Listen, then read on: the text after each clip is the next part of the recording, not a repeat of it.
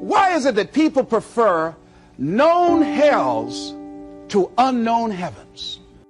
You know why? Because it's comfortable, ladies and gentlemen.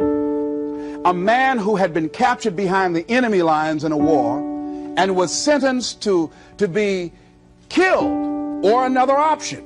The captain said to the guy, listen, he said, tomorrow morning at 6 o'clock, you can face the firing squad, or you can go out this door over here.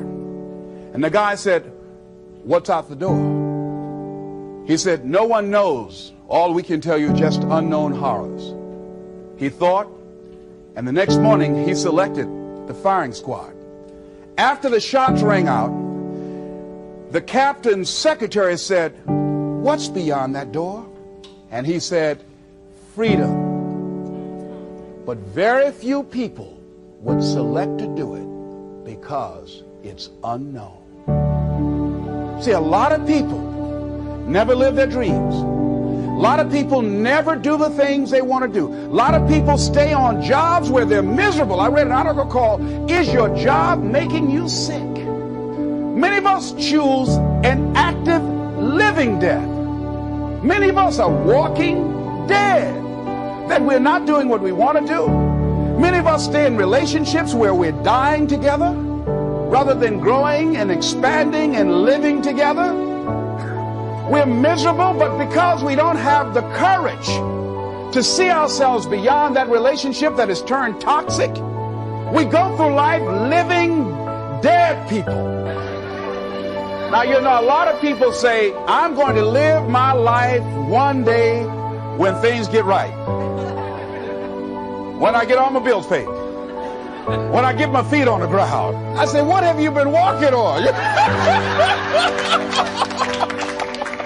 See, there are no problem-free moments. Always something there to build a case on why you can't move on, why you can't grow to the next level, why you can't begin to manifest your greatness, why you can't begin to live life on your terms. Always something there to block you, to keep you where you are, and keep you from beginning to develop your true greatness. Always some fear. How do we handle it?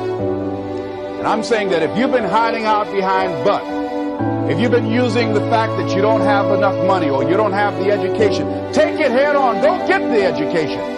Most of us go through life